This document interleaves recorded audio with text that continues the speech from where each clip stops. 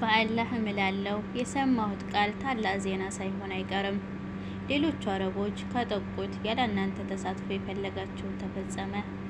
በአረቦች ላይ የበላይነት ካገኘ ደግሞ የእርሱም መንገስ ከእናንተ መንገስ ነው። ክብሩ ክብራችሁ ነው። አሰላሙ አለይኩም ወራህመቱላሂ ወበረካቱ። ወደ ቻናል ቤት አልሐምዱሊላህ በጣም ሰላም ነኝ። ክርስቲያኖች ሰላም ነው። ነብዩላህ አለይሂ ሰላም የህይወት ታሪክ ሲራከን ሀያት ቀለም ወአላህ እምላለሁ የሰማሁት ቃል ታላቅ ሳይሆን አይቀርም። ሌሎቹ አረቦች ካጠቁት ያለ እናንተ ተሳትፎ የፈለጋችሁት ተፈጸመ። በአረቦች ላይ የበላይነት ካገኘ ደግሞ የእርሱ መንገስ ነው። ክብሩ ክብራችሁ ነው። በእርሱ አማካኝነት ማን በላይ ትንሽ ሆናል። አበል ወለድ ሆይ በምላሱ አሉት። የኔ አስተያየት ነው። እናንተ ያሸን ማድረግ ይችላል አለ። በሌላ ዘገባ እንደተወሳው ሰለላሁ ዐለይሂ ወሰለም ንባብ በጥሞና አድመጥ ከሸሹን እንደ አዲና ተሞች ህዝቦች ያለችን ጥቃት አስጠነቀቅኳችሁ ከሚል አላህ ላይ ሲያዙ የማስጠንቀቂያው መቅሰፍት ወዲያው ከተጠቀመበት ፈጥኖ ተነሳና ያለመልክ ሰለላሁ ዐለይሂ ወሰለም በእጁ ይዞ በአላህና በዝምድና አላችሁ ወዲያውኖቹ በመመለስም ከላይ የተገለጸው አልቃቸው የቁረይሽ አባቶች ከመልእክተኛው ሰለላሁ ዐለይሂ ወሰለም ጋር መዳረስ ስለደረጋቸውና አቡ ጀህል ሊገዳቸው ስለሰው ቁረይሾች በመልእክተኛው ምላሽ ተስፋ አልቆረጡም። ምክንያቱም ግልጽ እምቢታ ወይም እሽታ አላዘለም። እናም ባላባቶቹ ከተመካከሩ በኋላ ለመደራደር ወሰኑ። አንድ ቀን ፀሐይ ከጠለቀች በኋላ ከካዕባ ጀርባ ላይ ተቀምጠው የአላህ መልእክተኛ ሰለላሁ ዐለይሂ ወሰለም እንዲመጡ መልእክት ላኩባቸው። ሲመጡ ኹጥበት ያቀረበላቸውን የማባበያ ሀሳብ ደግሞ አቀረቡላቸው። መልእክተኛውም ሰለላሁ ዐለይሂ ወሰለም የዚህን ሰው እንዳልሆኑ የአምላክን መልእክት የሚያደርሱ መሆናቸውን ይህን መልእክት ተቀበሉ። በዚህችም በመጪውም ዓለም ተጠቃሚዎች እንደሚሆኑ አሻፈረን ካሉ ግን አላህ ፍትሃዊ ውሳኔን እስኪያመጣ ድረስ እንደሚታገሱ አብራሩላቸው። ጣዖታውያንም እውነተኛ ነብይ መሆናቸውን የሚያረጋግጥ ተአምር ጠየቋቸው። እና ምንህ ዘንድ አምላክህን ተራራውን በመግፋት አገሩን እንዲያሰፋ ወንዞችም እንዲያፈስባት ሙታንንም ሕያው እንዲያደርግ ጠይቀው አላቸው።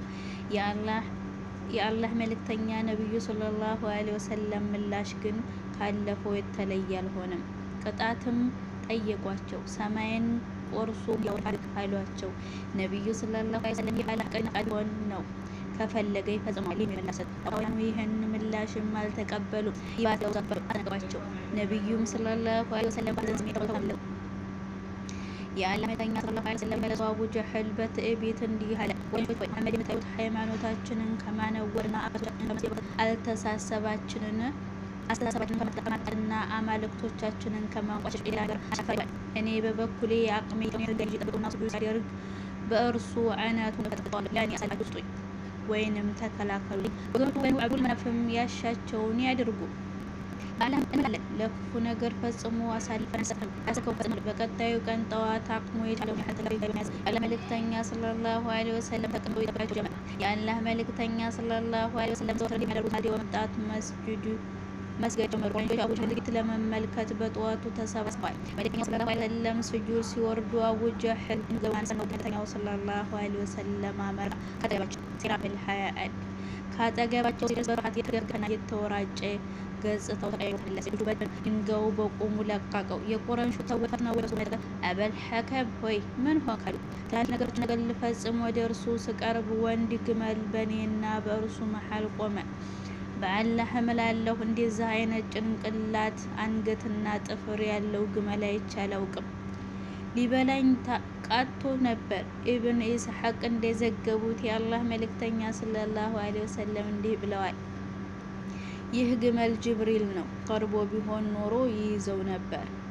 የሃይማኖት ድርድርና የግልግል ሐሳብ ቁረይሾች የማባበልና የማስፈራራት ስልትን እየተከተለ ድርድራቸው ፍሬ ሊያዝ ሲልና አቡ ጀህል ያሰበው ነብዩን ሙከራ ሲከሽፍ በድርድርና በግልግል ከመሀል መንገድ ላይ በመስማማት ካሉበት አጣብቂኝ የመውጣት ስሜት እንሰራራባቸው ምክንያት ነብዩ ሰለላሁ ዐለይሂ ወሰለም ፍጹም ሐሰት ከሆነ ጎዳና ላይ ናቸው ብለው ሙሉ በሙሉ አያምኑም። ይልቁንም ቁርአን እንዳለው በሚያዋልል ጥርጣሬ ውስጥ ነበሩ። እናም ሃይማኖት ከነቢዩ ሰለላሁ ዐለይሂ ወሰለም ጋር መደራደር የመሃል መንገድ ላይ ለመስማማት አሰቡ። ነቢዩ ሰለላሁ ዐለይሂ ወሰለም የሚያቀርቡት ጥሪ እውነት ከሆነ እንኳ በዚህ መንገድ ሀቅን እንደሚያገኙ አስበዋል።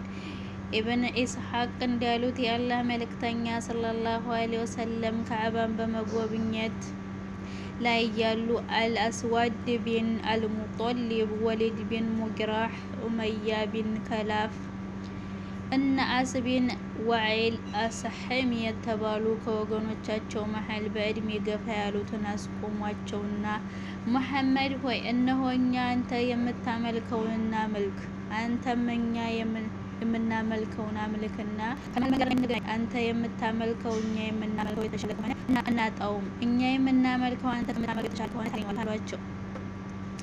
አላህም ተከታዩን የቁርአን መልእክት አወረደ። ሙሐመድ ሆይ ለከሃዲያን በላቸው፣ እናንተ ከሃዲያን ሆይ ያንን እናንተ የምታመልኩት ጣዖት አላመልክም፣ እናንተም የማመልከውን እውነተኛ አምላክ አምላኪዎች አይደላችሁም፣ እኔም እናንተ ያመለካችሁትን አምላኪ አይደለሁም። እናንተም የማመልከውን እውነተኛ አምላክ አምላኪዎች አይደላችሁም። እናንተም የራሳችሁ ሃይማኖት አላችሁ፣ እኔም የራሴ ሃይማኖት አለኝ። አላህ ይህን አስቂኝ የግልግል ሀሳብ በዚህ ቁርጠኛ አኳኋን ውድቅ ካደረገ በኋላ ቁረይሾች ሙሉ በሙሉ ተስፋ አልቆረጡም። ምናልባትም ነቢዩ ሰለላሁ ዐለይሂ ወሰለም ይዘውት ከመጡት መልእክት ከፊሉን እንዲያለዝቡ ያስችለዋል ብለው ያሰቡትን ይበልጥ የተላሳለሰ ሀሳብ አደራጅተው ቀረቡ። እንዲህ በማለት ጠየቁ፣ ከዚህ ሌላ የሆነን ቁርአን አምጣ ወይንም ይሄንን ቁርአን ለውጠው ይላሉ። አላህ ለነብዩ ተገቢውን ምላሽ በመዲና መንገድ ቆረጠባቸው።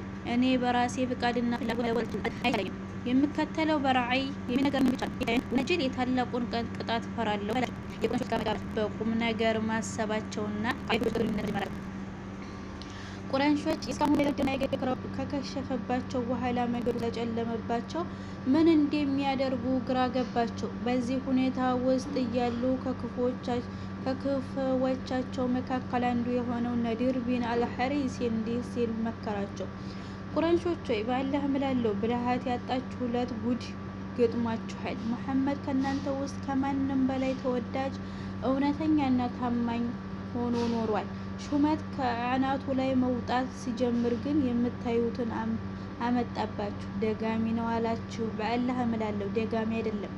የደጋሚዎችን የድግምት ድርጊቶች አይተናል። ጠንቋይ ነውም አላችሁ። በአላህ እምላለሁ ጠንቋይም አይደለም። ብዙ ጠንቋዮችን አይተናል። የጥንቆላ መነባነባዎችንም ሰምተናል። ገጣሚ ነው አላችሁ። በአላህ እምላለሁ ገጣሚም አይደለም። ገጣሚዎች አይተናል። ሰምተናል። እብድ ነው አላችሁ። በአላህ እምላለሁ እብድ አይደለም። እብድ እንዴት እንደሚያደርግና እንደሚያዋጅ ነው። ቁረይሾች ሆይ ስለ ጣፈንታችሁ ሐሰብ በአላህ እምላለሁ በነካ ደርሶባችኋል። በዚህ ጊዜ ቁረይሾች ስለ አላህ መልእክተኛ ሰለላሁ ዐለይሂ ወሰለም ጉዳይ ለማወቅ ከአይሁዶች ዘንድ መልእክት ለመላክ ወሰኑ። ነድር ቢን አልሐሪስን ለዚህ ተልእኮ መረጡት። ከሌሎች ሰዎች ጋር በመሆን ወደ መዲና አይሁዶች ዘንድ እንዲሄድ መከሉ። ነድር መዲና ደርሶ አይሁዶች ጠየቁ። አዋቂዎቻችሁ እንዲህ አሉ፣ ስለ ሶስት ነገሮች ጠይቁት፣ መለሰላችሁ ነብይ ነው፣ ካልመለሰ ግደሉት። እነርሱም ሴራ ክፍል 22።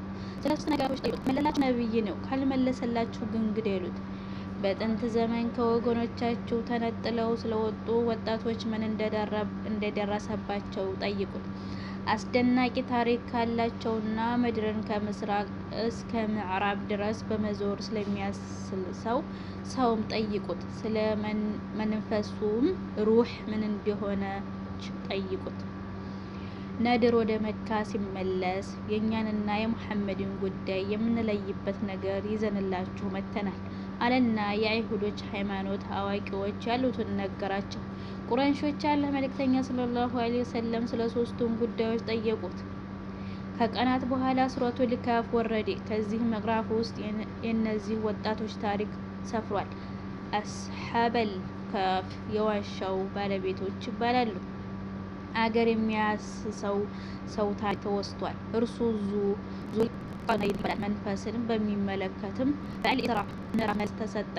የአላህ መልእክተኛ ሰለላሁ ዐለይሂ ወሰለም እውነተኛ ነብይ መሆናቸውን ቁረይሾች ተረዱ። ግና በደዎች እንጂ ያሳፍረኛል። የአቡ ጣሊብና የጎሳቸው አቋም ይቀጥላል። በድጋሜ ለቻናሉ አዲስ የሆናችሁ ሰብስክራይብ ደወሏን በመጫን ቤተሰብ የሆናችሁ አበረታቱኝ። በሌላ ቪዲዮ እስከምንገናኝ ሰላም አለይኩም ወራህመቱላሂ ወበረካቱ።